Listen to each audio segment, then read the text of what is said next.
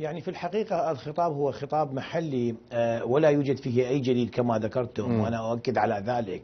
ولكن الجديد فيه هو التأكيد على الحالة الأمريكية المحلية، حيث هناك أكثر من 3 مليون مسلم موجود في الولايات الأمريكية المتحدة، وهناك عملية تعاظم في الأفكار العنصرية، وخاصة بسبب الأخبار التي ترد من الشرق الأوسط، وبسبب الأحداث التي تحصل في كل العالم، ما حصل في باريس وما حصل مؤخرا في الولايات الأمريكية المتحدة، كلها عوامل تزيد يعني التعصب الفكري تجاه المسلم، وبالتالي هذه تعتبر مشكلة خطيرة جدا داخل المجتمع الأمريكي، وخاصة أن هناك دور كبير للمسلمين في الولايات الأمريكية المتحدة في كل نواحي الحياة السياسية والاجتماعية والعملية والثقافية. وبالتالي هو يعني كل هذا الخطاب هو عبارة عن توجيه رسالة تحذيرية أو تطمينية للمجتمع الأمريكي، وأنه يحذر من أنه يجب أن يعني لا نندفع باتجاه عنصري أكثر.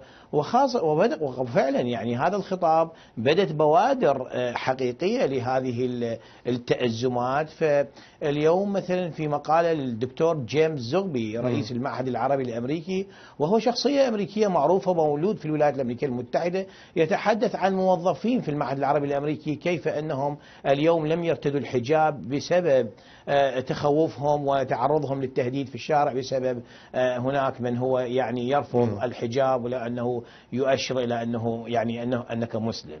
نعم. طيب، هل هناك برأيك شعور سواء لدى الرئيس أوباما أو لدى يعني الدكتور زغبي أو غيره في أمريكا اليوم بأن هناك بالفعل يعني البلاد مقبلة على موجة من هذه المشاعر المعادية للإسلام والمسلمين، أم أنه هذا حدث يعني سيمر كما مرت ربما أحداث أخرى قبله؟ يعني أولا المشاعر العنصرية هي موجودة في كل العالم، وفي الولايات الأمريكية المتحدة موجودة هذه المشاعر، ليس فقط يعني مع المسلمين، ولكن هناك دائما حزازيات معينة مع الألوان والأديان. ولكن المشكلة هنا تكمن في تفعيل العنصرية، أي تنشيط العنصرية. يجب أن نعرف مثلا هناك يعني لو نظرنا إلى قضية الإسلام، لن نترك الأشياء الأخرى، ننظر إلى قضية الإسلام.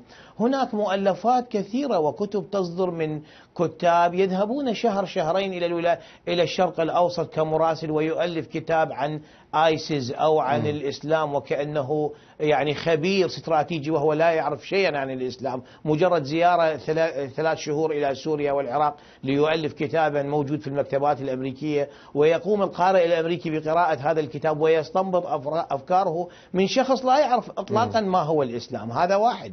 هناك الأفلام السينمائية التي تتعرض للمسلمين أيضا وتعطي يعني صور نمطية ذهنية ونمطية سيئة عن صورة المسلم.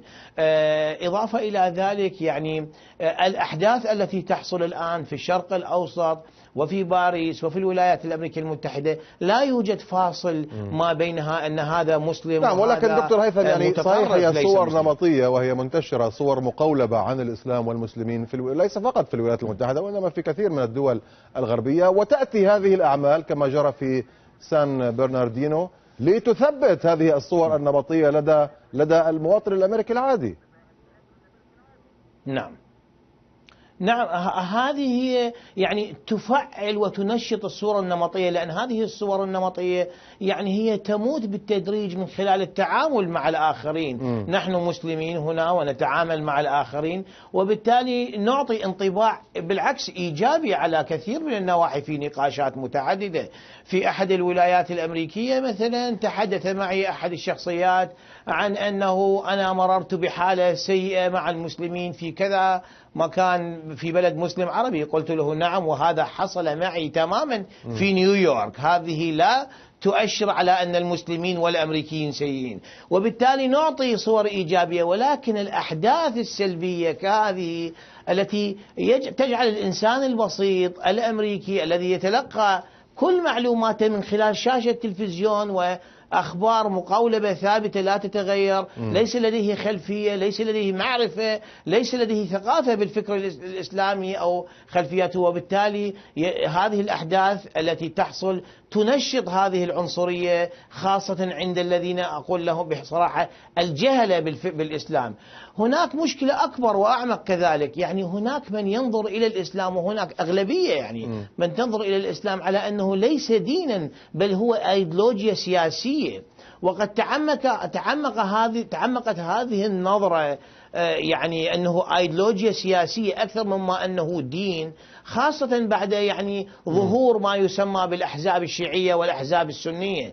وبالتالي هناك أيضا هنا مسلمون يعززون أن هناك يعززون الصورة السلبية للإسلام عندما يتظاهر طرف ضد طرف ويقول أن هؤلاء إرهابيين. وبالتالي نحن من نزيد التعصب في الولايات الأمريكية المتحدة من خلال محاربة بعضنا البعض للأسف، وهذه حالة سلبية جدا لدى المسلمين.